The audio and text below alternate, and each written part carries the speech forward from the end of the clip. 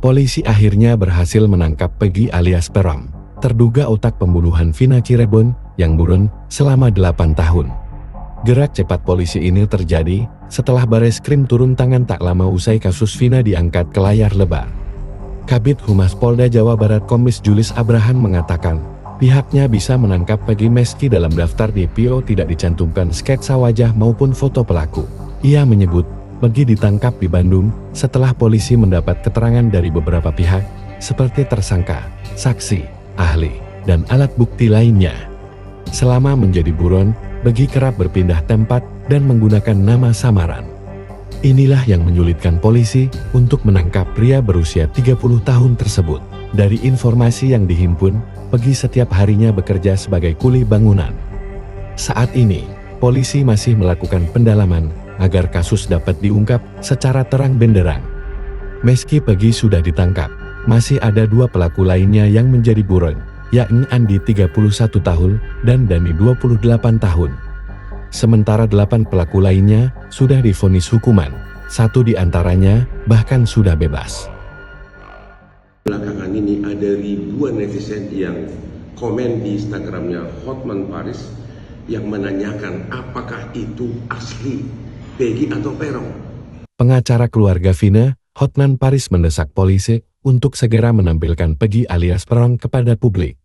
Pasalnya, akun Instagram Hotman dibanjiri oleh ribuan netizen yang meragukan sosok Peggy, terduga otak pembunuhan Vina Cirebon. Hotman sebenarnya percaya dengan kinerja polisi dalam menangkap DPO tersebut. Namun menurutnya, alangkah lebih baik jika Polda Jawa Barat segera menggelar konferensi pers dan menampilkan Peggy kepada publik. Sebelumnya, foto wajah Peggy tersebar luas tak lama setelah ditangkap di Bandung pada Selasa 21 Mei 2024. Namun belum diketahui apakah foto tersebut adalah yang terbaru atau foto lama. Pasalnya, Polda Jabar tidak merilis sketsa wajah maupun foto Peggy saat pengumuman DPO. Informasi yang ditulis memuat ciri khusus Peggy yakni berambut keriting dan kulit hitam. Namun ciri tersebut tidak cocok dengan foto yang beredar, di mana rambut Peggy justru lurus. Kasat Reskrim Polres Cirebon Kota AKP Andi Eko yakin tidak ada kesalahan dalam penangkapan Peggy. Adapun Peggy ditangkap setelah 8 tahun menjadi buron kasus pembunuhan Vina. Polisi mengaku kesulitan karena pelaku kerap berpindah tempat dan menggunakan nama samaran. Di tempat kerjanya sebagai kuli bangunan, Peggy memperkenalkan dirinya sebagai Robi. Halo Bapak Kapolda Jawa Barat, halo Bapak Direktur Tindak Pidana Umum Polda Jawa Barat. Banyak netizen senang setelah salah satu dari DPO kasus pembunuhan Vina telah tertangkap, yaitu Peggy atau Peron. Namun belakangan ini ada ribuan netizen yang komen di Instagramnya Hotman Paris yang menanyakan apakah itu asli Peggy atau Peron atau apa. Banyak yang mempertanyakan seolah-olah bukan itu pelakunya, tapi seolah-olah dibuat. Saya percaya bahwa itu adalah Peggy dan Peron, dan saya yakin cara kerja dari Polda Jawa Barat. Saya percaya cara kerja Polda Jawa Barat. Namun ada baiknya apabila Kapolda Jawa Barat memerintahkan agar dilakukan konferensi pers secara terbuka dengan menampilkan secara fisik orang DPO yang tertangkap tersebut agar masyarakat bisa menilai apakah itu asli Peggy atau Peron. Hotman 911. Ketua RT setempat mengatakan Peggy alias Peron mengubah penampilan seusai kasus Vina viral kembali. Pasalnya, Peggy langsung menggunakan pakaian yang tertutup seperti memakai hoodie, masker, dan topi. Dikutip dari Bangkapus, hal itu disampaikan oleh Ketua RT 002 RW 004 Desa Kepongpongan, Kecamatan Talun, Cirebon, Jawa Barat, Aris Lesmana. Ia membenarkan Peggy Setiawan alias Peron adalah warganya. Aris mengungkap fakta terbaru mengenai warganya yang menjadi tersangka kasus pembunuhan Vina. Menurutnya, seusai kasus Vina viral, Peggy berkelakuan aneh seperti mengubah penampilannya. Bahkan penampilan itu terus digunakan hingga Peggy ditangkap oleh Polda Jawa Barat. Aris mengatakan, Peggy sempat meninggalkan rumah neneknya pada tahun 2016 setelah peristiwa pembunuhan Vina. Ada kabar bahwa Peggy pergi ke Bandung untuk menjadi kuli bangunan. Namun, setelah kabar itu tergerus waktu dan kasus tersebut menghilang, Peggy pulang kembali ke rumahnya. Aris mengaku tak mengetahui pasti kapan Peggy pulang ke rumah neneknya. Pulang berlebaran kepada keluarganya. Berarti keluarganya tahu semuanya di mana dia bersembunyi. Pengacara keluarga Vina, Hotman Paris mendapat informasi bahwa Peggy alias Peron sempat pulang ke rumahnya di Cirebon saat lebaran.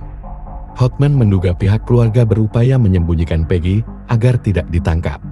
Padahal, polisi bersusah payah memburu pelaku yang disebut menjadi otak pembunuhan Vina tersebut. Menurut Hotman, keluarga Peggy bisa dipidana karena menghalangi proses penyidikan. Oleh karena itu, ia mendesak polisi untuk segera memproses anggota keluarga yang menyembunyikan Peggy.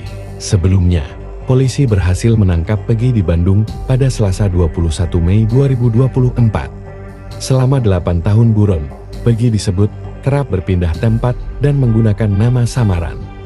Di tempat kerjanya sebagai kuli bangunan, Peggy memperkenalkan diri sebagai Robi. Kasat Reskrim Polres Cirebon Kota AKP Andi Eko yakin tidak ada kesalahan dalam penangkapan Peggy. Kasus pembunuhan Vina di Cirebon.